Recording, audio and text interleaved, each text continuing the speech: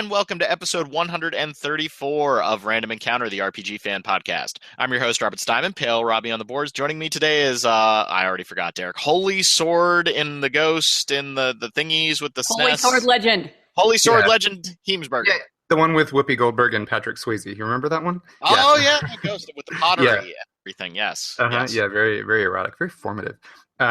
Hey, I'm Derek Heemsberger, and I'm Embryon on the boards, and I've been playing some mana games, so I told Rob to call me that, and he almost did it. He almost got there. And he's going to talk about how the new, the Secret of Mana remake looks like a cell phone game, and yeah. Oh, I don't know. I don't know about that one. Yeah, I mean, it's cutesy, and you know it's going to run on everything, so there's We'll see. There's that. But who else is here today, Rob? We also have Caitlin. Dying Light is an RPG. Argyros.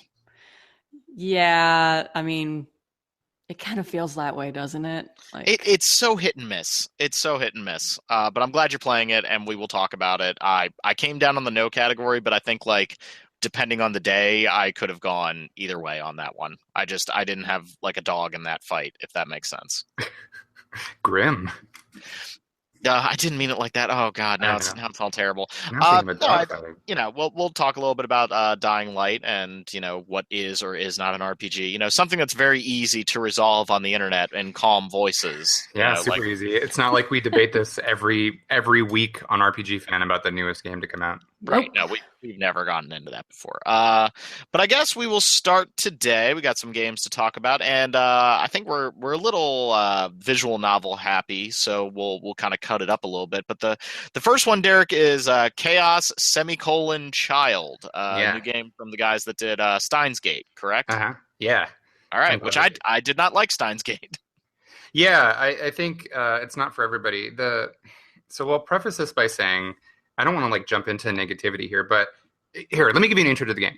Chaos Child, it's the latest game in it's the so-called Science Adventure series by 5PB, the 5 Powered and Basics, or whatever they call themselves, that company. So these are all games, visual novels that typically have some element of either occult, supernatural, or science doing crazy stuff. So in Steins Gate, which is the most popular one that everybody tends to know about, it's a story of time travel and how the main character sort of goes into all these different alternate timelines, and he finds that every time he changes reality, he's sort of further and further removed from the core timeline, and then he ends up having to kind of undo all of his mistakes and go back to save his friend from dying and stuff. So it's pretty heavy, but Steins Gate was made into an anime, which that's the way that I first experienced it.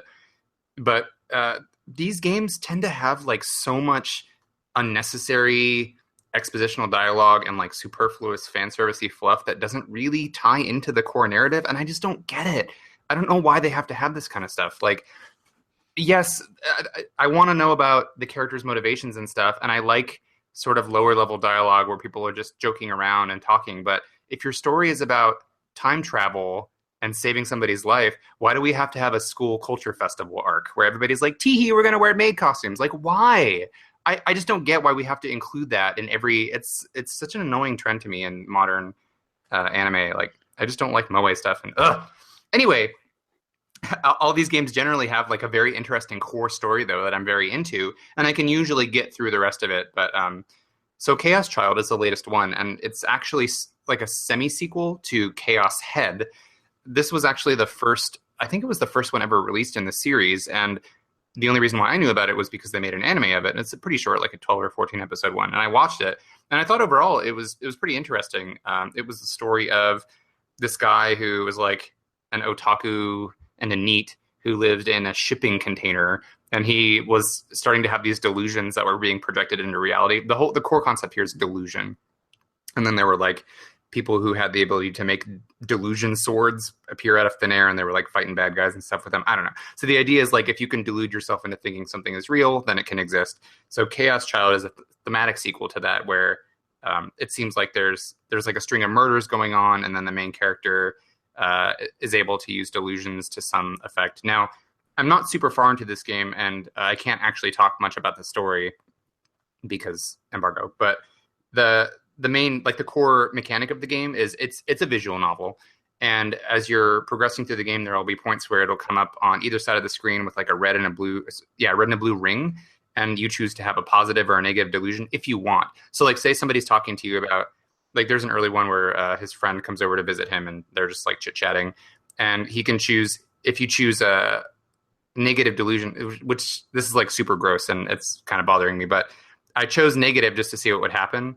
And he like is talking about how to pick up girls, and he ends up pushing her down on the bed and trying to kiss her and stuff. And then she like she punches him or whatever. And it's just like, I don't know. The idea is that it's a delusion and it's not real. It's something that he's just sort of imagining what if.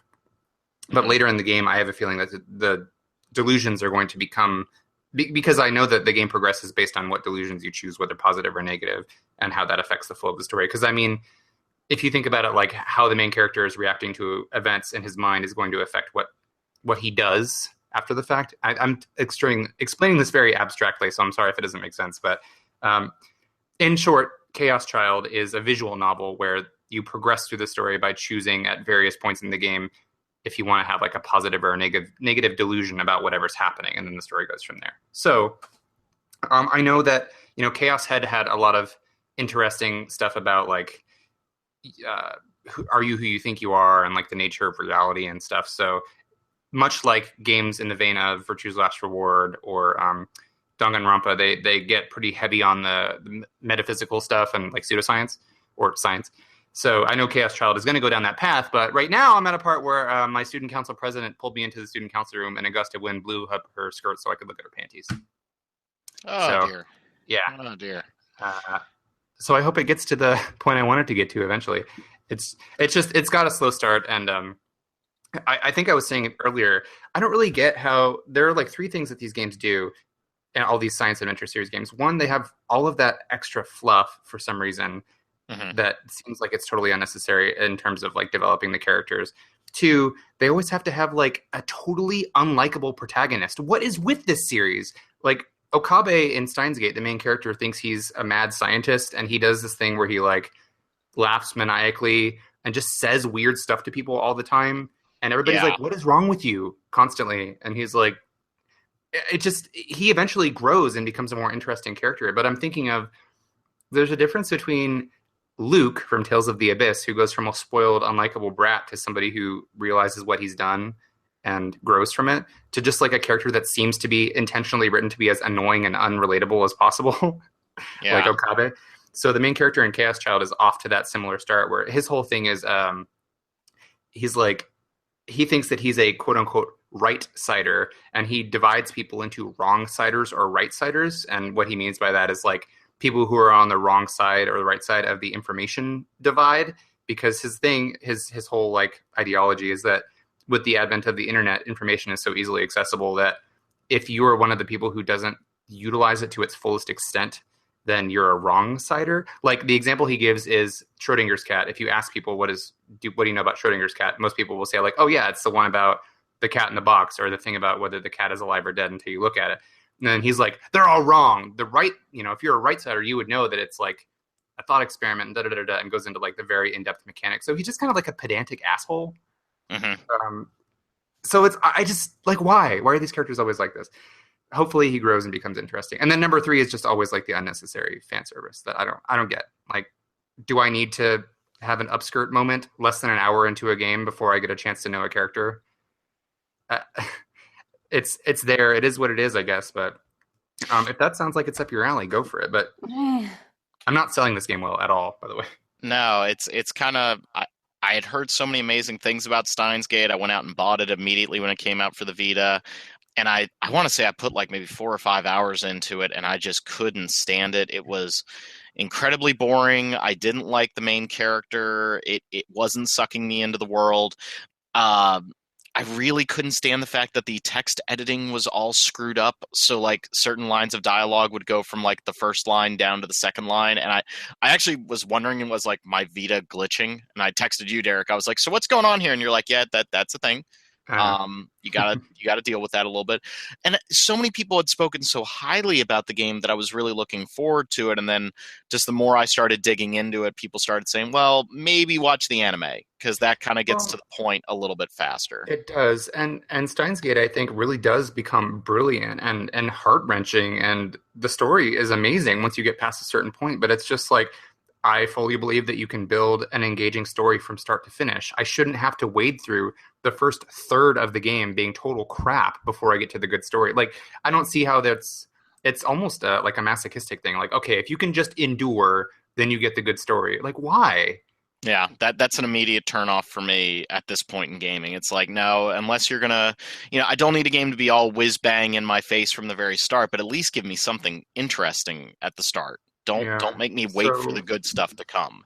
Right. So I realize I've been pretty negative on Chaos Child, and it wasn't really my intention to totally disparage it and tear it apart. Like, it's early, so these are my initial impressions, which are going to be stronger. And once I've had a chance to play through the full game and I can let the experience simmer a little bit, I'll come to my conclusion. But right now, I'm intrigued by the core mystery of Chaos Child. But like in the first hour or two, they just threw all that stuff at me, and I was like, am I really doing this again?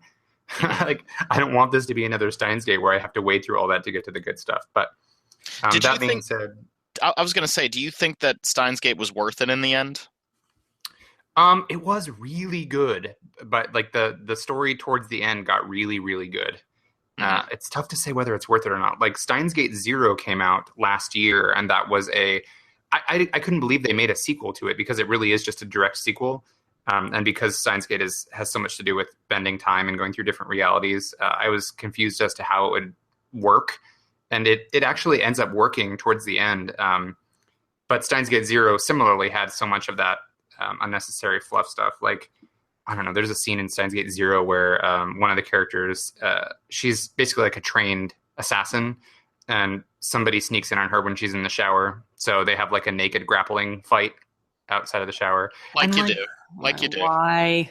And I mean, if that happened, I'm not opposed to that on principle, but it was very clearly put there just to titillate, so that we could see, illustrations of her fighting naked. You know what I mean? Like, it's whatever. Like, I don't want to be totally on these games cases, and we've had so many discussions to this effect. Like, I just get tired of talking about it sometimes. But yeah, I'm not opposed to the sexual content or whatever on principle. I just want it to be meaningful. Like, it can be sexual, just have a meaning. Just don't do that for no reason. Like, I was playing, I'm not going to get into this very much, but I was playing Bad Apple Wars, which is another visual novel that's about to come out. I reviewed it, and my review will be up on release date, which is the 12th, I think, or 13th of October. So you can look forward to that. Barring my impressions for the game, which you can read about later, there is a mechanic in the game where it's like an otome where you date all these guys, and there are scenes where you have to use the touchscreen to touch them and feel their emotions. And if you get further along in the game, when you touch them, their clothes melt away. Oh, God. And I just like why? and these are guys, so it's a combination of like Fire Emblem Fates meets Akiba Strip or something like that, right? Like, yeah. What? I mean, and this is coming from my perspective. If I was going to be looking at like naked people in my games, I would probably prefer to look at guys, but it's meaningless. Like, I don't see any point to it. It doesn't make me feel like, oh my God, the characters are growing so intimate with one another or whatever. And nobody talks about it. It's just like a thing that happens to be gratuitous. Mm-hmm. So I'm so sorry. Like, I feel like I went down this path and I'm being a real downer here, but I just want sexuality in games to mean something. It doesn't always have to be super meaningful. If it's going to be porn, let it be porn. But like, do we have to do this kind of stuff all the time? Does this have to be the prevailing trend? God damn it. Yeah, it's like there was a little bit of fan service back in anime in the 90s, like here and there. And now, whenever I watch anything now or any like heavily anime influenced game, it just feels like it's being really, pushed into my face. And they're kind of speaking to me more than anybody else, heterosexual white guy that, likes big boobs. Yeah, you're speaking to me, you're speaking my language, but like, at the same time, it can feel so kind of crazy. We'll talk about Danganronpa in a little bit, but there was that one scene between Maki and Kibo not Maki, excuse me, Miu and Kibo, and I was just like, okay, that's kind of funny, but at the same time, it's like, really? Like, and it made me immediately start going, well, are they going to develop a relationship now? And I don't want to answer that question. I want to find out on my own. But like, if that was just a one-off scene, it served no purpose. Well, you know what I mean? I would almost argue that in Danganronpa's case, I think it does serve a little bit more of a purpose just because Danganronpa is so built around creating red herrings because you don't know Right. so many of the times. It's like you see this scene and it's like, what's the point of this scene? Like, it just seems like they're being ridiculous or this conversation is meaningless. And now after playing 2 Danganronpa games, you're in the third one. It's like, okay, can I trust this? Like, did they want me to see that on purpose? These characters, are they plotting something? Or, there's truth in that. Yeah. Yeah. So I think in that case, there is actually kind of like a function, a higher level function to those kinds of scenes, even if on the smaller scale they're gratuitous and weird. But so I'm cool with that. That's fine. I don't mind that. But it's stuff in like, Chaos Child. I meet student council president and suddenly Wynn blows up her panties. Why? How does that develop the character? How is that going to play into the overall story? It's not. It's just there because it's there. Right. So yeah. Anyway, to our listeners, I apologize. I know that in the past, I have been pretty heavy-handed about talking about this kind of stuff. So I try to, keep an open mind, and I don't want to be like the fun police over here. I just think it's worth talking about why this kind of stuff is popping up and if it's, is it a trend we should be looking at or what? So, yeah. So I apologize if I was being too negative, but no, I don't think you were. Yeah, Never apologize, Derek. No, and you're offering a valid criticism on something that it sounds like you might be enjoying it if it wasn't for all that stuff, and if it feels like it comes out of nowhere, like it would be like having a rhinoceros run across the screen in the middle of Hamlet. Like it doesn't, like you're kind of sitting there going, wait, what did that provide to the story? And sexuality can be used in a proper way. Like you can tell stories. People have sex. I know. I'm as shocked as everybody else. Hey, Dragon Age Inquisition did a pretty good job. Yeah, but if you're just throwing it in just to throw it in and it's not serving any purpose, that's just not interesting to me. That makes sense. So Chaos Child is if you're a big fan of Alexa thought I was talking to her. What did I say that sounded like Alexa? Anyway, Chaos Child is if you're a fan of Steins Gate, I'm so early on in this, and like I said, I can't even really get into the story details, but if you like Steins Gate, this is probably going to be a similar experience, so it should be up your alley. So don't write the game off based on what I'm saying. I'm just having some negative early impressions that I may very well, lean into later on and decide that I don't like it. But as for right now, it doesn't have a strong start, but it's science adventure, so I have no idea where it's going to go. It could end up going somewhere really good. Yeah, that being said, Rob, you I know that we talked about Danganronpa V3 more on the last episode, but you've finally gotten a little bit deeper in, right? You beat first case or two? I beat the first 2 cases. We will obviously not go into spoilers. I don't want to ruin that game for anybody. I have very, very, very strong thoughts on the first case, and so I think we do want to do some kind of spoiler cast down the road. Overall, I'm enjoying it. I had a similar problem to the start of that game that I did with Danganronpa 1 and 2, where the first couple hours as you're being introduced to the characters feel really dragged out, and they're kind of boring, and also the characters are super tropey, at least at the start of every game. I mean, they're all the ultimates. They're all, they have one main character trait, and then as you learn more about them, they become a little bit more three-dimensional. Whether or not they fully get there, that's a debate we can have. But like those first couple hours of these games are always a little painful for me. And then we start getting into the murder mysteries and the trials. And, I am a total slut for Case Closed and other Japanese murder mysteries. Like I love that stuff. So yeah, I'm really digging it. I kind of want to see where they're going. I am very worried about the direction of the story right now because I always think I know where they're going, and I get it like 30-40% right, and then there's like all the other crap. So I'm hoping that other crap can be very interesting because you go ahead and laugh at me, and this will be really good to listen to in a couple of weeks when I finish the game. But overall, I am really enjoying it. I think there's a lot of really good things in there. But I do think it comes down to if you didn't like the first 2, I don't see how this one's going to change your mind. Oh yeah, that makes sense. For sure. Yeah. And I think it's been said that you don't, Danganronpa V3 is totally, it's a new cast of characters, so you don't have to have played the first 2 to jump in and start enjoying it. However, I do think that by the end of it, you'll find that context from the entire series is going to be useful. So, yeah, it's really good. I'm enjoying it. It's a great game to take to the office and have some downtime to play. I still think that they get a little... They kind of suffer from the Persona 5 problem of you could have explained all of this in 3 lines of dialogue and you took 20. And like that's a little tough. But you know, it is what it is. It's a visual novel, and I'm enjoying it. It's pretty good so far. The second case was that was interesting. That was a good case. It had me thinking a lot. Mm-hmm. So I actually think the second is the weakest in terms of the murder plot, how it was executed. So I'm interested to see what you think with the rest. Well, I'm going to keep going. I am enjoying it. So Danganronpa V3, very, very good. For fans of the genre, you will like Danganronpa V3. Mm-hmm. Yeah, I think Danganronpa is an easier overall recommendation than something like Steins Gate or Chaos Head or Chaos Head. So. Yeah, and if you like the Ace Attorney games, I think it's also really good at that, and it's made me want to go back and get the trilogy. I played through the first Ace Attorney and Miles Edgeworth, but I'd like to play through the rest of them, but now there's like 40 of them. I never want to play those again. I liked them a lot, but I think you lose a lot knowing exactly how it's going to turn out.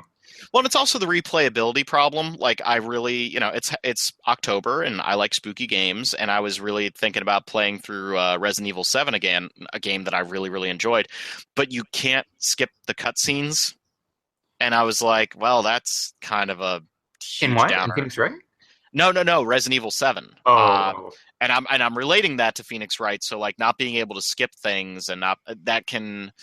You know, I still think that when it comes to visual novels, like that's where the Zero Escape games have done a really good job of letting you skip straight to the point.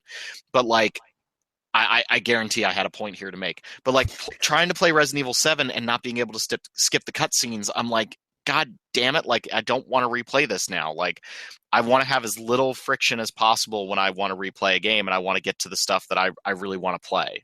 If you know, yeah, I got you. That's just me. It's sort of like. I don't know. The first game that I ever played where I was like, why can't I skip the cutscenes was Final Fantasy X, because I, like everybody else, died to Unalesca several times and was like, why? Why do I have to wait through this entire cutscene again? So they've since remedied that in the HD remake. So yeah, I hate to say it because I don't think it's a matter of, I mean, maybe it is a matter of impatience, but I think the reality is just that sometimes we want to play games more than once, and we don't need to watch those scenes again necessarily. And also speedrunning is becoming a thing. So yeah, and like watching a speedrun of Resident Evil 7 was painful because there were just moments where like the dude had to just let the cutscene play. Yeah. And I'm like, that's kind of terrible. Like, but again, I get what they're going for. Like, it was super effective when I was playing the game the first time. Like, I was totally into that, and it made it, you know, feel just amazing. But, you know, make the game easy for me to play again. That would be appreciated. So, I feel you. See, I had a point there. I did. Speaking of zombies and horror, see how I did that there? See, I got there. Yes. I got there. Yes. Caitlin, I was like playing games on my computer, and I saw your name come up in Dying Light, and I thought I was living in some kind of bizarro universe. I was like, really? Okay, so talk to me a little bit about Dying Light. Well, it's on sale on Steam, of course, because that's where I'm getting a lot of my games lately from, is Steam sale. It's been on my radar for a while. I just never got around to picking it up. You know, other games coming out didn't you know, had to budget the money, and I was like, well, it's like half off, might as well. So I'm liking it so far. I like just the basic setup of the game, that you're dropped into this largely open world, and you have to run and parkour and beat your way through zombies. It feels more, I know we hate this term, visceral than other sort of zombie games like Dead Rising, which feels much more arcade like in how you're plowing through zombies. And the addition of the whole the time mechanic, you know, you're safest during the day, and at nighttime the volatiles come out, and crap, running away from those things is a good way to get the old heart rate pumping.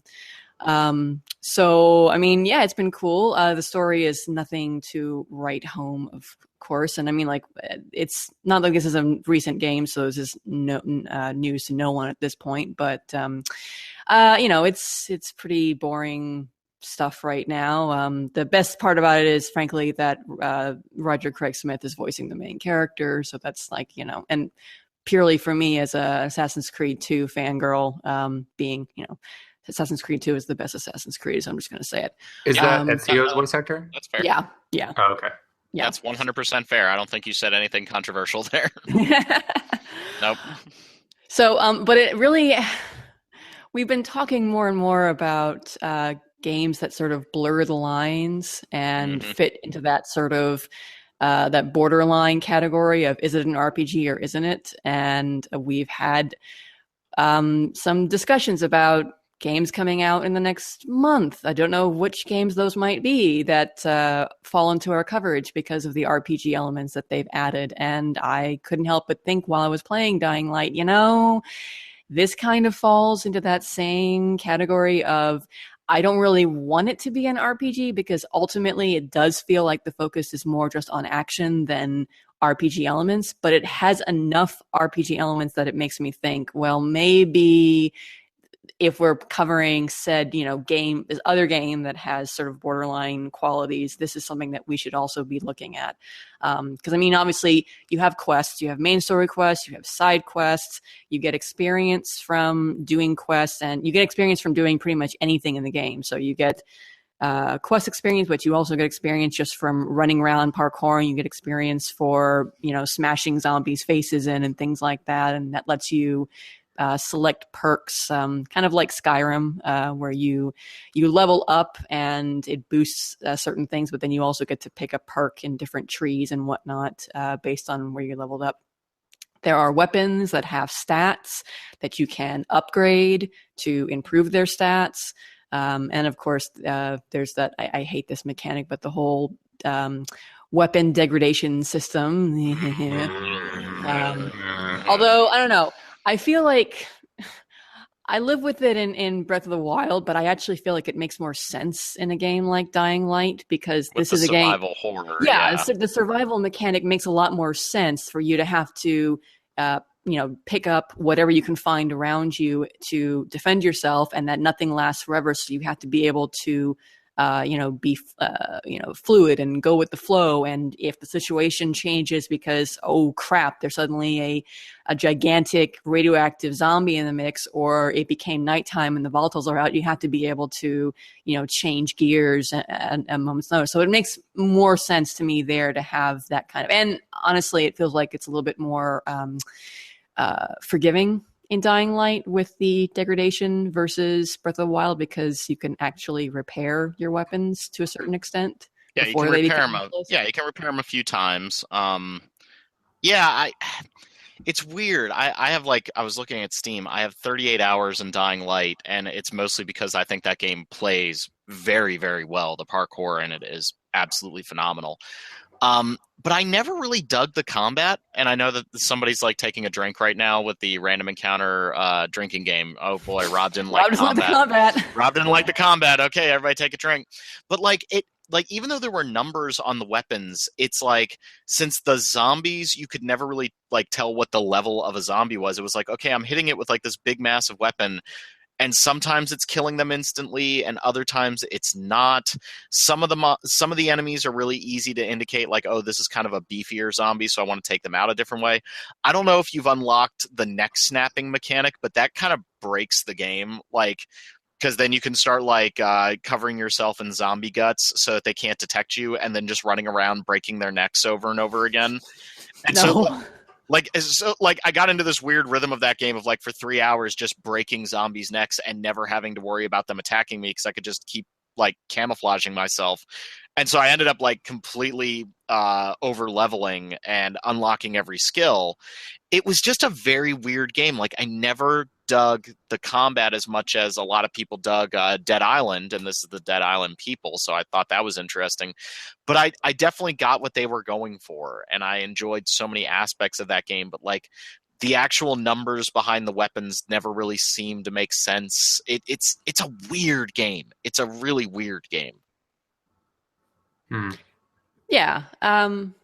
Yeah, I mean, I'm not super far into it. I'm only a few main story missions in, so we'll see, how that changes things. But I don't know. It's an interesting experience, and I would definitely be interested in seeing what they do with a sequel, which they're working on, but we don't know anything about it, right? Yeah, they've been real cagey. They keep doing updates for the original game. They did the following DLC, which a lot of people really liked. They're doing events like every week. They've actually done a really good job of supporting that game for, I think, 3 years now, which is really, really cool. But it's Wow, it's been that long. yeah, but it's Yeah. kind of time for a new one, in my opinion. Like, I want a new one. I want them to work on the mission structure. Like, oh my God, Caitlin, when you get to like the school mission where you're just walking through rooms with zombies, it's like you're going to say to yourself, like, this game's built around parkour, and here's an entire mission that is no parkour. Like, what the hell are you guys doing? Like, it's a very weirdly designed game, but I know a lot of people said that the expansion does a much, much better job. Okay. I like the survival aspect. The game's pretty as hell. Like, it is a very, very pretty game for being as old as it is. And I agree, like the whole nighttime stuff, like that is super exhilarating. I'd actually go in and play with the difficulty a little bit. Like, if you play that game on the hardest difficulty setting, it is a survival horror game.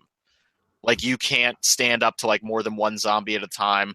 Those volatiles will drop you in one shot. Like, I like the fact that they did more to the difficulty. You can't pause in nightmare mode. Really? Yeah. So like, there's no like hitting the crafting button and like giving yourself a second to get your shit together. I like the fact that that game's difficulty levels did more than just, oh, these enemies hit you harder. I always like it when difficulty levels add something new to the game. Like, I got down a rabbit hole of trying to play the new Hitman game on the professional difficulty setting, and it's like super hard, and there's like no easy way to get to your target. They don't show you anything on the map. They change everything and like where things are located. Like, I don't think I'll ever play it for more than a few hours just to tool around with it, but it was really cool to have those kind of different difficulty modes. It's cool. Dying Light's weird. It's like one of the. How did I describe it in the pre-show? It's like Metal Gear Solid 5. It is one of the best playing games that has With no reason to play it. With no reason to play it. Like damning. Yeah, I mean it plays phenomenally well, but like the story's kind of crappy and the missions aren't a whole lot of fun. So it's like I eventually reached a point of why am I playing this, and I actually finishing the game made me hate it a lot because the last couple missions are dreadful. Like, just absolutely dreadful. Like, just run around and, you know, play it online with people. Some people are really big into the game's online mode, but it is a very bizarre game, and I would love to see the next game from them. But, you know, all quiet on the Western Front on that one. Well, maybe they'll surprise us. Yeah, I keep waiting for E3 announcements, and God, Tokyo Game Show kind of came and went without anything of value announced. Like, it's kind of a quiet show this year, yeah. That weird front mission Yoji Shinkawa thing from that, you know, has the Metal Gear art but is taking place in the front mission universe. Yeah, I'm intrigued. Be curious to see more of that. It looked like a shooter, though, and I'm like, is that what I want out of Front Mission? Yeah, I don't know. Do I want a shooter? I'm willing to give them the benefit of the doubt to a degree. So I don't think I want a shooter. I want mechs if it's Front Mission. Yeah. I kept keeping my fingers crossed for a From Software announcement, and nothing happened. And I'm like, okay, well, that means they're working on something. So just keep plugging away. But it was very quiet Tokyo Game Show, and then still no word on what the hell Aegis 13 Sentinels actually is. And at this point, it looks so pretty. Well, it's becoming comical. Well, they showed more. They actually showed footage of exploration, but no gameplay. Yeah, that's getting a little annoying. It's time to actually know what the hell that game is, or just cancel it. Like, I could honestly see that game being canceled. I don't think it has an actual. Really? It's not coming across like a real game to me right now. It's coming across like a tech demo. When was it announced? When was it first announced? Oh God, like years ago. 13 Sentinels. A quick googling. It's been a couple of years, yeah. But I don't know. I'm like, you know. I mean, Tokyo Game Show like 2015. It's a little weird for us to say, like, you know, make it a game or not, or cancel it when we're fine with CD Projekt Red taking forever on Cyberpunk. We're going to talk about that. We might as well just jump into that right now. So no, that excellent segue. The fantastic Danny O'Dwyer has been doing his no clip documentary series, and he decided to do one on The Witcher 3, which means that I, of course, reinstalled The Witcher 3 and started playing the crap out of it. And I'm right there with you, Caitlin. Like, I'm starting to get a little nervous. I'm not putting words in your mouth. I'm right there with your line of logic about CD Projekt Red. I'm getting a little nervous that we haven't seen anything for Cyberpunk because they have announced that game so far in advance. That said, having just seen Blade Runner 2049, I am ready for some goddamn Cyberpunk. Like, I am totally ready for that right now. Yeah. But I would like to know what that game even is. Is it an immersive sim like Deus Ex? Is it another Witcher-style game? Like, what the hell is it? I would actually really like to know at this point. See, I'm what I'm advocating is patience. I'm not. I mean, I want it to, but after the debacles of the last couple of Square Enix titles, I'm fine with them taking as much time as they need and only showing it when it's done. More companies need to do the Monolith Soft style, which is to announce the game when it's a year or less out and let the anticipation build to a reasonable level within a reasonable amount of time, instead of showing early footage 3 or 4 years or more before the game is reasonably going to be released. Versus 13, then 15. God. And now with Final Fantasy 7 and, all that, wonderfulness. I'm fine with companies taking their time. I have to be fine because with Cold Steel 3 and the continuation of the Legend of Heroes saga, I mean, like, we're going to be waiting for games in that series probably until we're in our 50s at this rate. Oh my God. So, yeah.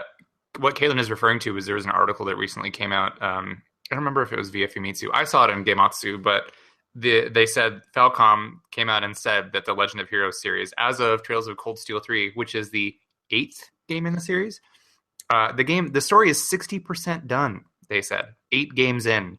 And they've been releasing the game since, I think Trails in the Sky 1 came out in the early 2000s in Japan, so like 2003 or 4. So here we are in 2017, 15 years almost, and we've gotten 60% through the overall story. So Jesus Christ. I mean, as a fan, keep bringing on, because they continue to get better and better. But on the other hand, it's like, holy shit. That's so much. That's a Song of Ice and Fire territory. Like, we're getting a little nuts there. No, I understand it, and I agree. I wish we didn't even know about Cyberpunk right now, because they announced it. They announced it so long ago, and now I'm still sitting around waiting for it. I'm super excited to see it, but I'm in that category of, I think you guys maybe announced it too soon, because then very close after that they announced Witcher 3, and we obviously got Witcher 3. Yeah, I think Caitlin's onto something, though. With like a year or so is a sufficient amount of time to generate anticipation and then like refine the product while people are giving some feedback. Maybe like even Xenoblade Chronicles 2, which falls into Caitlin's the year cycle that Caitlin just brought up. They've made changes since the debut trailer, which we saw at E3 last year, and then they put out this year, I guess we saw at E3, and then they put out the new footage like a couple weeks ago during that Nintendo Direct, that they've changed some of the graphical assets in the engine. Like I think we talked a little bit about how they put out some comparison images and how the main character Rex's face looks better, I think. So yeah, I mean, if they can still make those changes within that sort of protracted time frame, then I think it's probably best for all of our, I don't know, game development is such a messy business, but like, a year I think is sufficient. That way we know it's coming. We know more or less when it's coming. If they have to delay it, they have to delay it. But like, don't tell me about a game 5 years before it's out. Like, I don't want to know. Just work on it. Just work. And I mean, like, we were all speaking from the standpoint of consumers, and I mean, we work in the journalism industry, but none of us have experience on the development side of things. That is the coding and the actual creation of the gameplay. So it's, of course, easy for us to talk about, when is the right time to announce and when is. And I mean, I'm fully cognizant of the fact that, it could be a entirely different situation for developers if they're feeling pressure to get out, news about a game. I mean, that is clearly why we saw so many updates about 15 was because of the demand for the demand from the consumers, but also just to say, this is what we're working on. We are actually making progress. And I can appreciate that. But yeah, it's like this tricky balancing act of when's the right time? When do we have enough of a game to show? And when do we think we are on a good enough track so that we can deliver within a reasonable time frame? And I think we've seen good examples of that, and we've seen bad examples of that. And I mean, it's just like I just I want to see more of the whole. And I hate to say this again, but Monolith Soft, and I will give it to you, Ubi, because you didn't really announce Assassin's Creed Origins until it was realistically coming out shortly, so bravo to you there. See how I'm so reluctant to praise them for anything. But yeah, that, I feel like that's a good balance of building anticipation without it being like a surprise announcement, but still giving time to refine the product, like we've seen with Xenoblade Chronicles 2. So my 2 thoughts anyway, my 2 cents. I got you. Yeah. Cyberpunk, get here now, please. Secret of Mana Collection on Switch, Derek. Oh, you want me to talk about that? Yes. Good segue. Yes. So just go for it. I believe I had said back around E3 of this year how much I was hoping for. That was my number one wish list item, was a Sega Densetsu Collection announcement. Sega Densetsu being the Secret of Mana series. For Switch, because I was just hoping. It was like, you have the games there, Switch is region free, which I'm going to get to in a second. That's what has enabled me to play this collection. But I just wish they would do, it's like Mother 3. It's one of those games that's just long needed an official release in English speaking territories. And it's gone without. So I know there's an English translation of Seiken Densetsu 3, the sequel to Secret of Mana, that's been floating around on the web, for well over a decade. And weirdly enough, it's one of those games that I still just sort of never got to play or never sat down with. So Secret of Mana is one of my all-time favorite games. And as we were discussing earlier, the Secret of Mana remake is coming out. And I'm probably not as negative as Rob seems to be initially. Because Secret of Mana is just super important to me. I want them to do a good job with it. But those character models are okay. It looks a little cheap. So that's my concern. As long as it plays well, I'm totally down. Anyway, so Secret of Mana, this is the time for it. It seems like almost a mini Mana renaissance with the upcoming remake of Secret of Mana. And then in Japan, they just got the Seiken Densetsu Collection, which packages 1, 2, and 3. The first one being Final Fantasy Adventure for Game Boy, and then Seiken Densetsu 2, Secret of Mana, and Seiken Densetsu 3, all on one cartridge, in one package. So I was fortunate enough, one of my buddies got me the Seiken Densetsu Collection on Switch for my birthday, and it's region free, which means that you can pop it right into your Switch and be ready to go. Alternatively, you can actually just create a Japanese account on your Switch and buy it and download it like that and have it in a matter of minutes. My only sort of warning with that would be that it's pretty pricey for what amounts to 3 emulated games. It's like, how much is it? It's like $50 more or less. So it's up to you whether or not you think it's worth it. Anyway, so my Japanese being, like intermediate level, I think I have a tendency to underestimate my ability, which sounds like very, very egotistical, and I don't mean it to. Sometimes I'm afraid that it's like, oh man, I wish I could play that game that's in Japanese, and then it takes me a while to be like, dumbass, you probably could try, right? So, which is what I was thinking with Trails of Cold Steel 3, which is just, I don't know when we're going to get it, if we get it. I assume we will, but it's just like, oh man, I wish I could play it, and then I keep thinking, you could try, Anyway, yeah, I need to. So Seiken Densetsu Collection, I got that, and I've been playing Seiken Densetsu 3 a little bit, and I was pleased to find that I could actually understand probably like 80% of what's being said. So I haven't had to use a walkthrough or anything yet. Maybe I will. But it's been really neat to sort of go back and experience that as a little time capsule with how much I love Secret of Mana, it's like, why did I never look into playing the sequel? So this is it's a good opportunity, I guess. I'm seeing it as like a chance for me to practice Japanese and then also to play a game I never got to play. So the Seiken Densetsu Collection on Switch has it doesn't have a lot in terms of additional features, so it's a fairly feature bereft ROM collection, because sometimes with things like Mega Man Legacy Collection or well, maybe not Namco Museum, but anytime we get a compilation of sorts of classic games, there's usually like an art gallery or even with the Super Nintendo Classic, which I wanted to ask you about since you got one, Rob, because that has like a built-in rewind function, right? I actually, okay, people are going to be mad at me. I have not even plugged in the SNES Classic. We got it the day it came out, but we haven't had a chance to put it in yet. And I know that apparently you have to like set a save state function or something like that. So it's I got to play around with that, but it's not like a major thing. It's not like as seamless as you would have in an emulator, for example. Okay. All right. Well, that being said, Seiken Densetsu Collection doesn't have anything quite that robust. It does have save states for each game, so you can do like an emulator level save anywhere you want in each of the 3 games. Each one has like 3 save slots.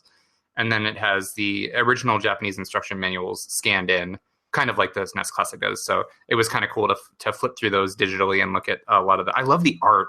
Man, I miss instruction manuals because as a kid, it was a way for me to get a preview of the game. Like if I would go with my mom or something and we would pick up a game, usually it would be, okay, we picked that up. Now we have a bunch of other errands to run. So I would just pore over the instruction manual for hours and hours, like trying to soak in as much info as I could about the game, the story, the world, the characters. And I just miss the sort of era of instruction manual art, because you would find a lot of really neat illustrations in the instruction manual that were nowhere to be found in the game itself. So Seiken Densetsu 3 is just like that. And Mana 2, actually. Secret of Mana actually had a bunch of clay dioramas and stuff that they made for promotional, like for art to advertise the game. And you can see some of that in the instruction manuals. And those are really, I don't know, it's so cool. It's like it's something that you don't see a lot today, is what I'm getting at. But Secret of Mana 3, or Seiken Densetsu 3, has the same stuff with lots of neat art and illustrations of items and stuff. So it's fun to flip through that. As far as the game itself, it's the sequel to Secret of Mana, so it plays pretty similarly, and I'm having a decent time with it. I chose, just to sort of be weird, I chose Charlotte. I think she was sort of romanized as Carly in the fan translation. She's the little cleric girl, and she speaks in like a weird. She has a very childish way of speaking, even though she's actually 14 or something. She, instead of like end of sentence desu for Japanese, like the copula, she says like dechi or dechu. Like she has kind of a babyish way of speaking, which has made it a little bit harder to understand what was going on in some parts. But anyway, so I chose her. I'm enjoying the game so far. You get to choose 3 characters of 6 to make your party at the very beginning, and then they sort of intersect throughout the game. And yeah, it's fun. So I would absolutely pick up a localized copy of this without any question. No second thoughts. I hope that they do decide to bring this out here, because it would be, I mean, I wish they would just do what XC did, because XC bought the translation for, God, what was it? Was it Oath and Felghana? Caitlin, do you remember? No, I don't. Okay. I know that they worked with a fan translation for, it was either Origin or Oath and Felghana, but one of the older East games, they just straight up like purchased the existing translation and then, worked on it and did their own thing. So if they can do it, and they're a, publisher, like not a huge publisher, but they're a smaller publisher.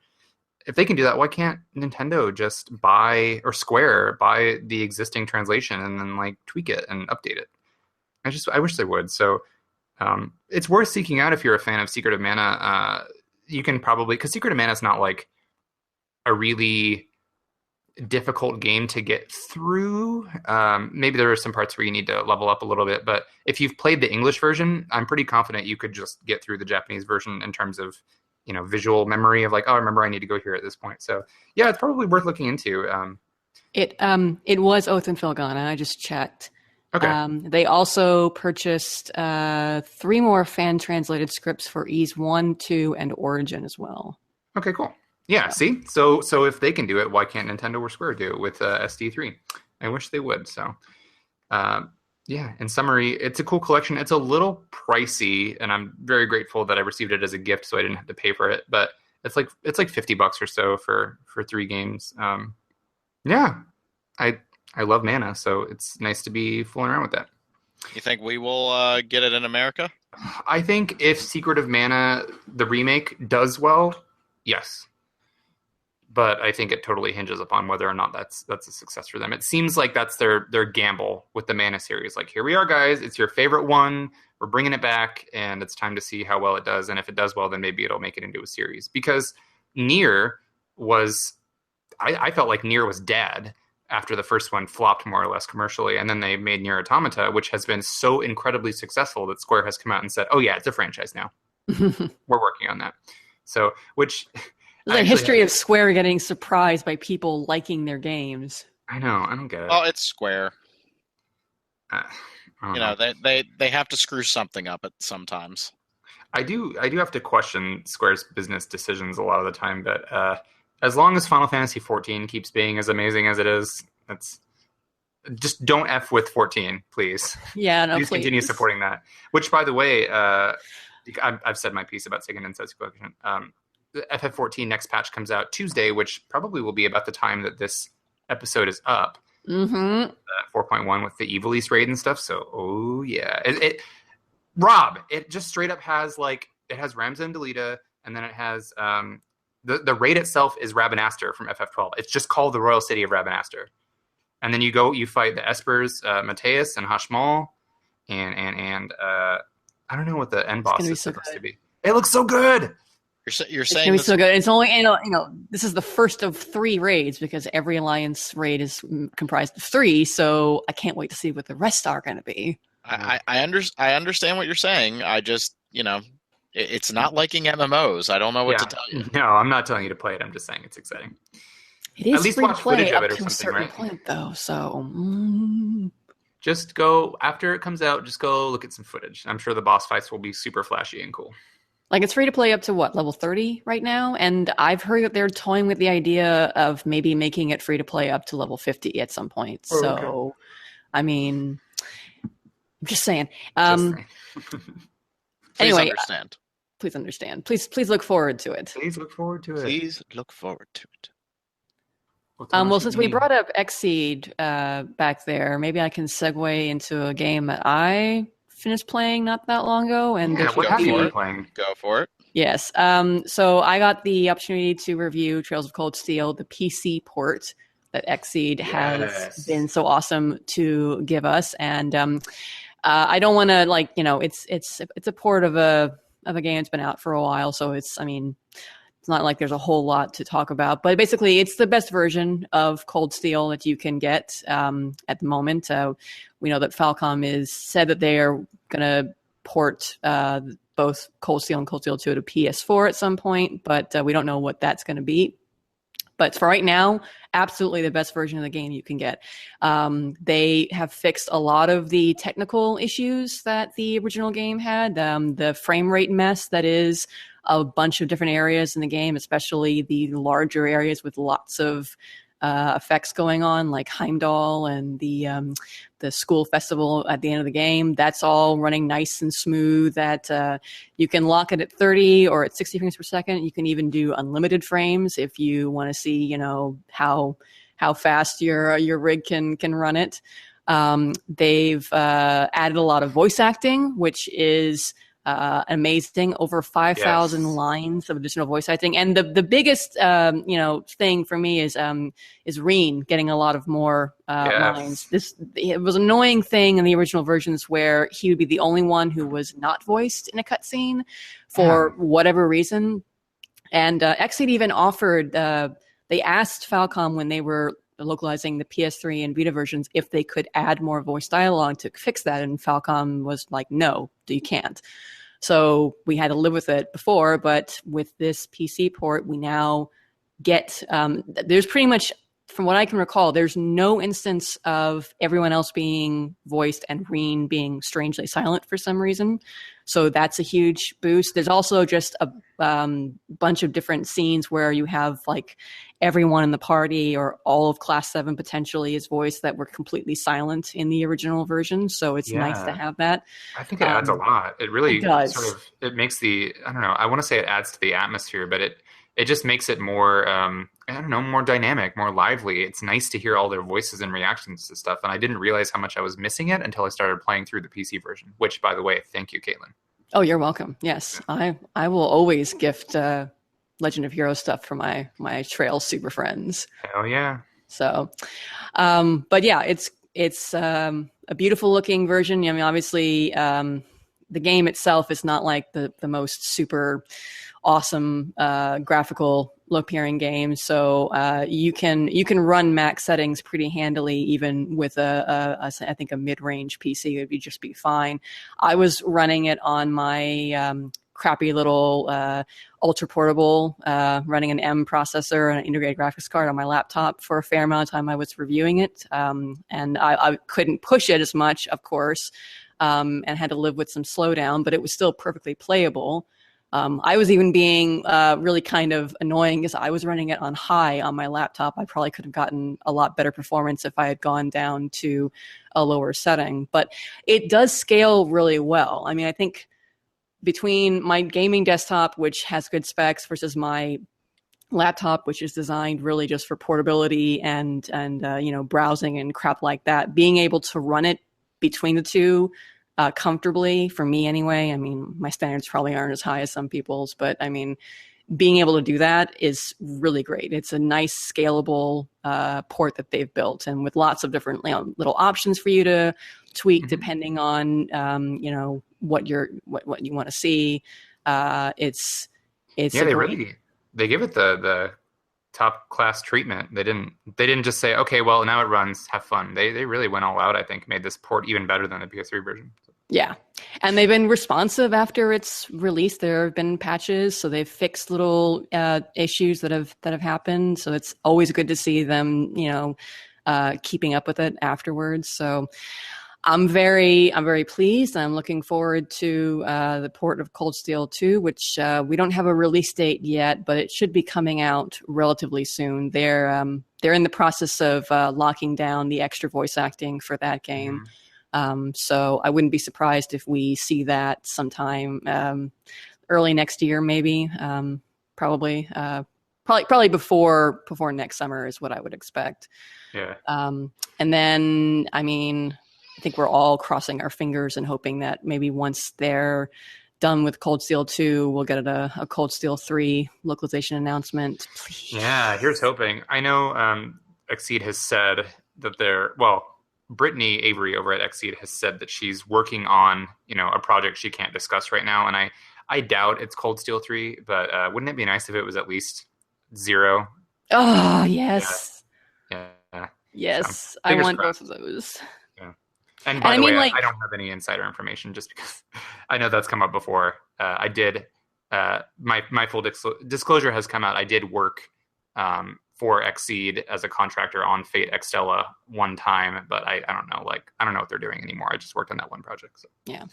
I feel like, though, the fact that Falcom gave them the permission to do the PC port, and this is largely Exceed doing this. It's not that Falcom made a PC port and Exceed just brought it to us. This is mostly Exceed doing the work here, is a good sign that maybe Falcom is more open to bringing the games out here in whatever format works the best for distribution outside of Japan. So Zero and OW still have a lot of unfortunately a lot of legal red tape kind of buying them up, but I feel like having the ports of Cold Steel and Cold Steel 2, I don't know, maybe it's just wishful thinking, but I want to think that makes Zero and OW a more likely possibility. Absolutely. I think it's laying the groundwork. It's showing that they have the resources on their end to develop these ports, and that people, obviously, there's a huge demand. It's Trails went from being sort of a small thing to one of their biggest series. So people are huge fans of it now, and I absolutely think that there's a market and a demand for it. So hopefully they can sort of keep working with. They were working with Durante is his name. He's a well-known programmer he's the guy community. who fixed Dark Souls. Yeah. So hopefully he's amazing. This Yeah. guy is amazing. He's a saint. Yes. maybe they can get him to do a PC port of Trails to Zero or something. That'd be cool. Yes, please. I need Here's my Lloyd. I need my Randy. Yeah, Lloyd's cool. I almost when the whole Ys thing went down that Ys was not what is it, Ys 8 wasn't going to come to PC. I was actually thinking about picking it up, and then they're trying to fix they're fixing that version, right?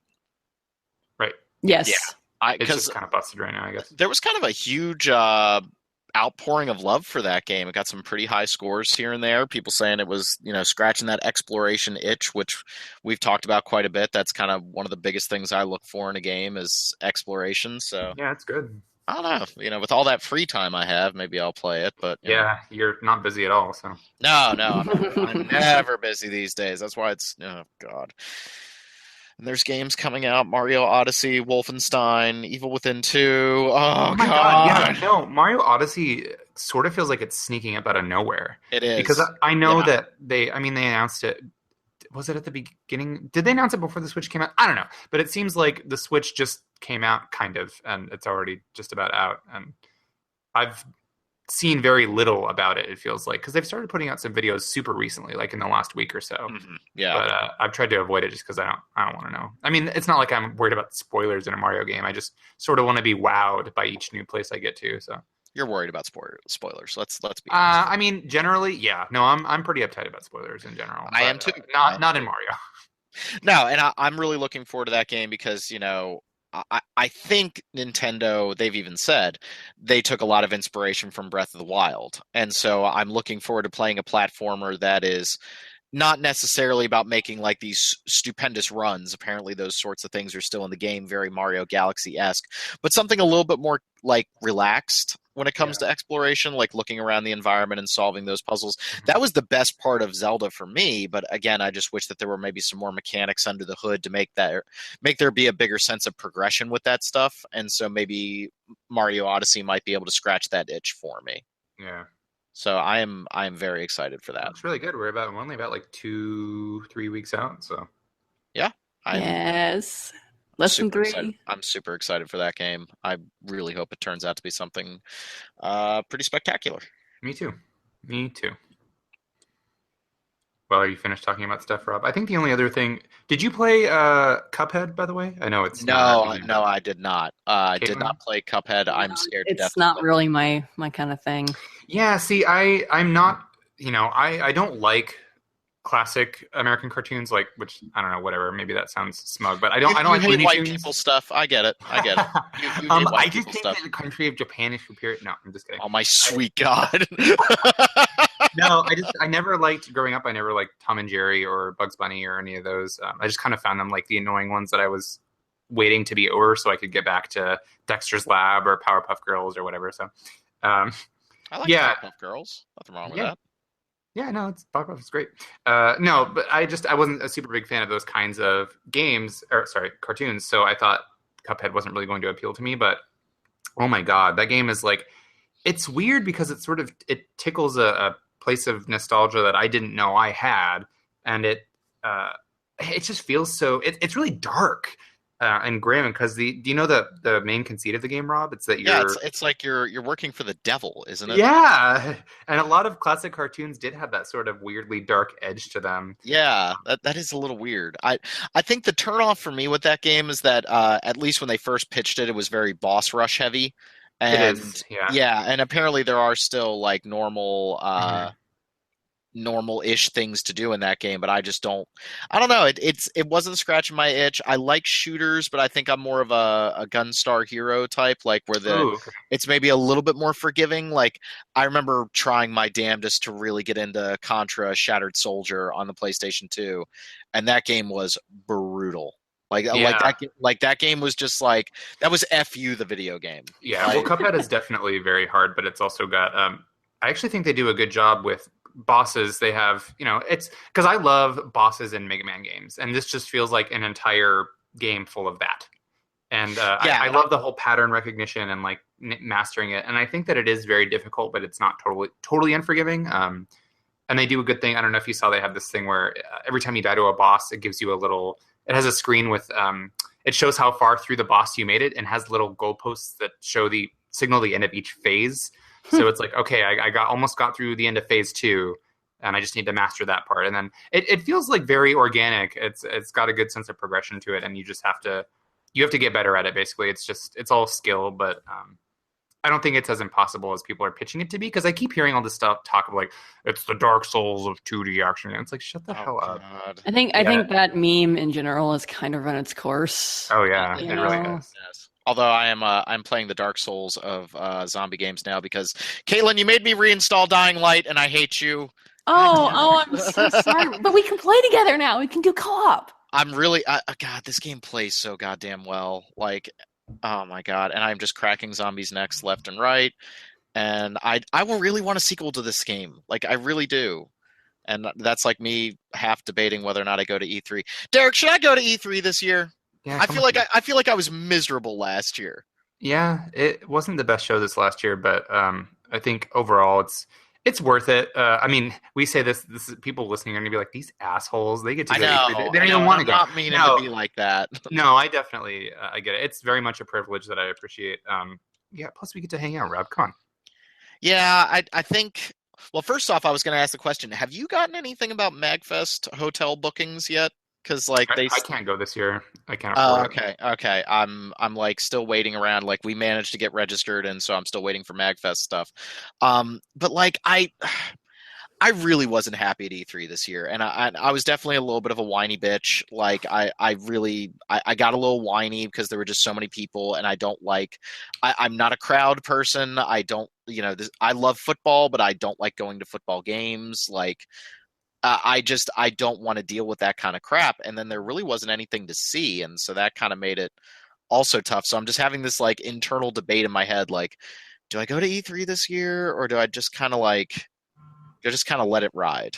And I really don't. Well, as we've discussed, E3 is becoming more and more of a consumer focused show. So you can get all of the information at E3 from home. You can watch the streams of the conferences. You can watch, news sites are putting out info, and now that it's open to the public, people can go in and do their own hands-on impressions. I don't necessarily think that means. I still think that there should be a separate, like at least a press day, or maybe a separate show. I don't know. I think that there's still a place for. This is coming from somebody who works as a journalist. I think there's a place for journalist type events, journalist-oriented events, just so long as that we don't ride that line of. Because I guess people have worried about, well, are they just paying people to give good impressions of games, blah, blah, blah. And I don't think that's the case. It's just... No. And I think having one public day would be fine. I mean, of course, I'm a little biased, and I don't want there to be two public days because I want to have like 2 days to get all the work done.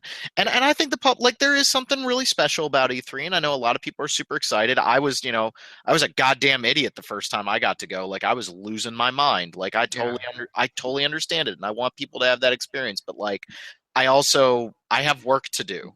Yeah, and I have games to see and people to talk to and like interviews to have, and it also it made it hard to just find video games unless you had an appointment, and that really bummed me out. I think this was a weaker show this year than it had been in several, at least in terms of stuff within our coverage. So we left there. I mean, still excited about stuff, but it wasn't like the "oh my god, my mind is blown" kind of show. That it could have been. Which, by the way, I think I mentioned before, we don't get paid at RPG Fan. No, we do not. We've made no secret of that. None of us get paid. It's like, wait, you don't get paid? Damn you, Caitlin. Yeah, no. So lest you think that we're complaining about getting to go get paid to go to the show or whatever, we absolutely don't. We got to front that cost. So we're doing this just because we love RPGs and we want to talk about them and sort of. I get paid in puns when I stream. That's what I get paid in. Yeah, there you go. So anyway, that was a tangent. Cuphead is what I was talking about originally. I'm sorry. It got me thinking about whether or not I want to go this year. And I love seeing you and I love having a good time. But it's also like, the wife gets angry with me when I'm gone for that long of a period of time. And, there's all the teddy bear paperwork I have to fill out before we go. Like, it's just... Anyway, I don't know. I'll give it some thought. I will probably make a decision in like March, yeah. because I'm an idiot. There's still time. This is only October. Yeah. Oh Yeah, God, one fine. of the volatiles saw me. Run. Well, since John- since you're playing Dying Light and no longer invested in this I'm conversation, still invested. I can talk and die at the same time. well, I've run through everything that I've been playing recently, really. Yeah, I'm and I trying mean, to like, think about what else we had. We talked about Danganronpa. Oh, so- I guess I could touch on Tangle Deep just really quick. Oh yeah, because we were talking a little bit about difficulty, and I was mentioning the fact that I didn't really enjoy Divinity Original Sin 2 until I switched over to Explorer mode, and then you said Tangle Deep. So you talk about Tangle Deep, and then I'll talk about Explorer mode. Yeah, I haven't put a ton of time into Tangle Deep yet, so it is currently in early access, and it's aiming to be released out of that by the end of this year. And Tangle Deep is it's a procedurally generated dungeon crawler, which sort of would immediately turn me off normally, but I'm trying to give it the benefit of the doubt. It plays like Crypt of the Necrodancer or Chocobo's Dungeon or Torneko or one of those where you go into a dungeon that's randomized, semi-randomized at least, and every time you move a step or take an action, your enemies move a step or take an action. And those aren't traditionally my favorite types of games, but I was drawn to this one because it's by, I think he's working as a developer too, but Andrew Reversa, who is a composer who's really active in the indie game scene. Like if you've listened to any of the big albums that have been released through OC Remix, like the big Final Fantasy VI Balance and Ruin thing, or I don't know, he's done a lot, and his wife Jillian Aversa is a vocalist. And they do a lot of game music that's really good, or indie sort of covers of game music. And I think they've contributed to some bigger releases, but I'm not too sure on that. Anyway, Andrew Aversa is sort of at the core of Tangle Deep, as far as I'm aware. And he not only scored the soundtrack, he sort of modeled the aesthetics of the game after Ding Ding Ding, Secret of Mana, which we were talking about earlier. And it's not exactly the same, but it's very green, very verdant, a lot of trees and stuff. And the music, he got Hiroki Kikuta, the composer for Secret of Mana, to come in and do some guest tracks, which is really cool. So far the music and the pedigree is really what drew me to the game, and the music is absolutely fantastic from what I've heard. But it's got sort of like a Rogue Legacy-esque thing going on where you create a character, and right now they have quite a few classes, maybe 10 or so, or maybe even more than that.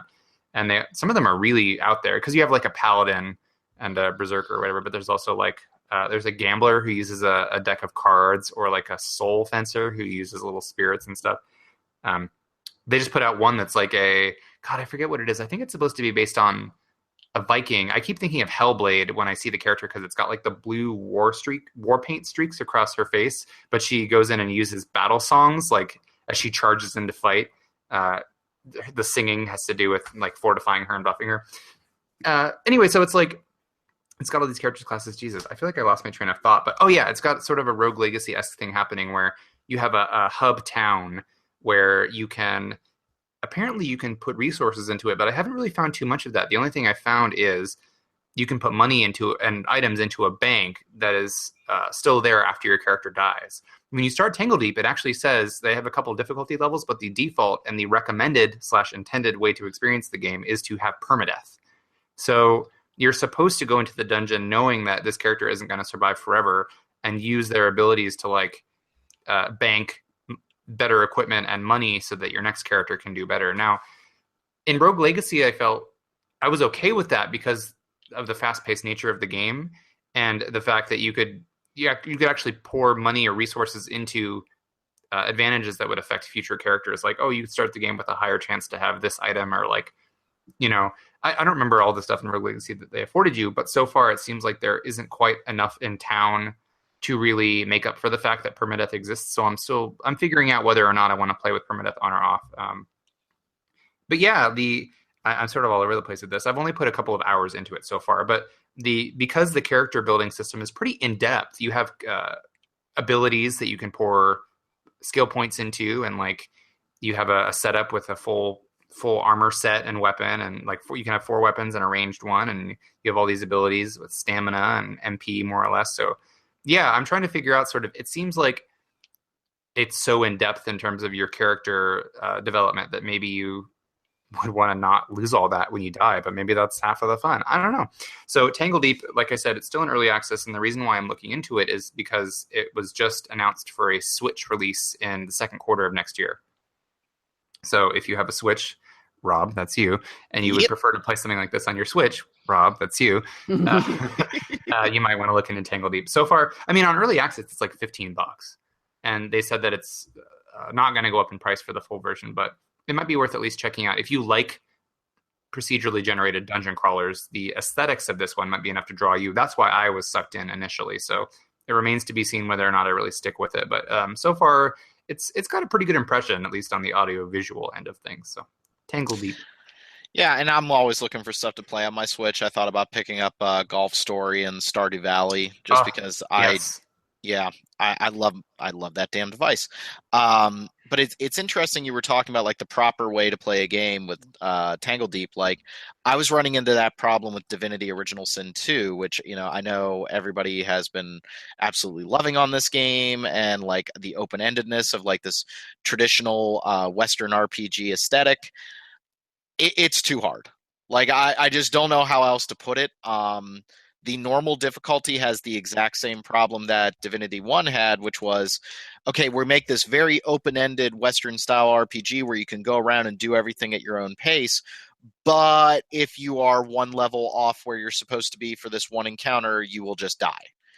And I get that people find that to be very appealing. There are ways around that by really fiddling with mechanics and, you know, kind of almost breaking the game a little bit to get what you want. And again, I can see why people really like that, but as somebody who prefers like an open-ended game that gives me options and lets me play it the way I want to, I feel like Divinity is constantly just kicking me in the balls whenever I don't play it the way it wants me to. So if I do continue with that game, it is going to be strictly on the Explorer mode difficulty, which tones that kind of stuff down, and you don't run into nearly as much resistance if you run into an area where, oh, now you are fighting enemies that are 2 levels above you and you're going to die.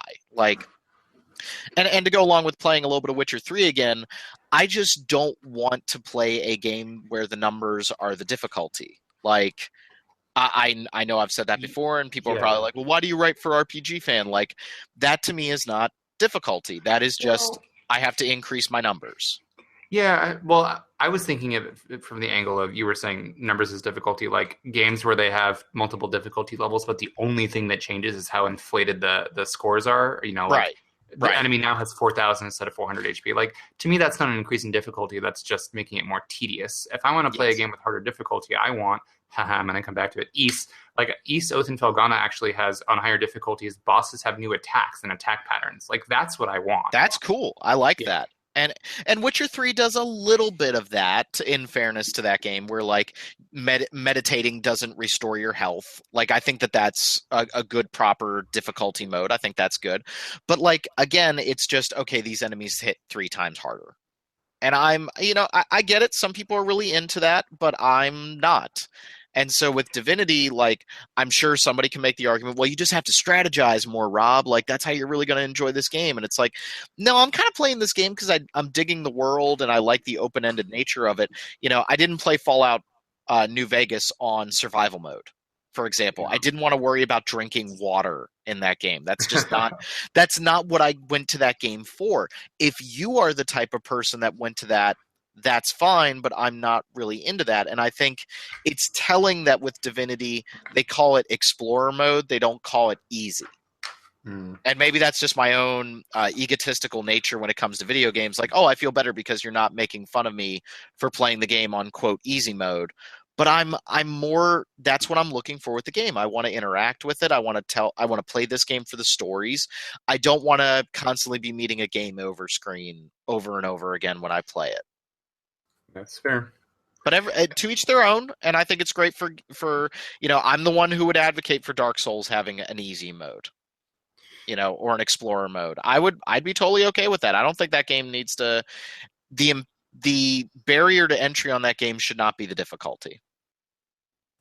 Yeah. I don't think that that's necessarily a good barrier. It makes the game tense, and I think you might lose something in that, but if more people could play the game and appreciate it by making it a little bit friendlier, I don't think that's necessarily a bad thing.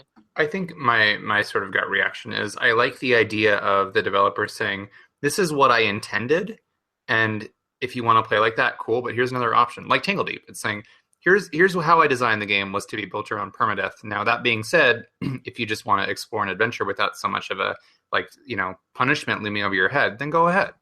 Like, I don't see if that hurts anybody, you know what I mean? Like you can still have the core experience intact by playing on the quote unquote recommended difficulty or settings. So. Right. And again, I want people to be able to play the games they want to. You know, there's great mods for XCOM 2 that I turned on that made that game even better when I finished up my War of the Chosen playthrough. I think gamers should have those options. But for me as a gamer, I am not interested in, this is just harder because of numbers. Like that's just no thank you anymore. That's not for me. Mm. So yeah, I might stick with Divinity 2, but it's also just that super fiddly Western style RPG that I think I just have to make my peace with. I'm not into that sort of thing. I have really either. I have a very low tolerance level for fiddling with games. It's one of the reasons why, like, if I ever play Fallout 4 again on PC, I'm just going to install the mod that turns off the weight limit. Like, I just don't want to screw around with that. Like, all that's doing is just extending time. And I don't want that. Yeah, that's kind of why, like Torment, Tides of Numenera, I really want to get into that. But every time I try to, it's just like, this is so dense. Not just, I mean, it is extremely dense in terms of world building, which I'm into. But just like the character mechanics, I feel like, am I putting my points in the right stuff? Like, This is stressful. Yeah, it's super stressful. And Divinity cranks that up to 11 because of the difficulty. Like, for a fact you could screw yourself. And, I haven't gotten into the multiplayer with that game, which I know people are hugely into, but I think the barrier on that game is a little too high. I do. Like, and at the same time, I wouldn't tell somebody to start with, like, Shin Megami Tensei 4 in terms of a JRPG, because that game is, like, brutally difficult at the start. I would tell somebody to start on something a little bit easier. I think the problem is that the Western RPGs that have been coming out with all these Kickstarters, they kind of err on the side of very old school and very punishing. And, I think that makes it hard to recommend to people like myself that didn't grow up with them. Like, I didn't grow up with Baldur's Gate. I grew up with Diablo. Like, that's what I grew up with. So that's where my knowledge base is. But what they put together with Divinity 2, it is ambitious as hell. I would say give it a shot, but don't be surprised if you kind of run into similar problems that I had with Divinity 1, namely the difficulty maybe being just a skosh too high.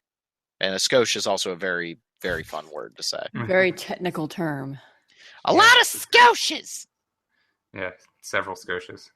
All the skoshes. So okay, well, I think we've run through everything we've been doing lately. I think Derek wants to go play some 14. I think that's I give this podcast 5 skoshes out of 5. I don't know. 5 skoshes! Okay, good. Yeah, no. I need to go eat, man. I'm hungry. Okay, go eat. But thank you, everybody, for listening to the podcast. For Derek and Caitlin, we will see you all later. Bye. Bye. Also, leave us 5-star reviews on iTunes. I don't even look at those anymore. Me neither. I know. They make me feel like bad.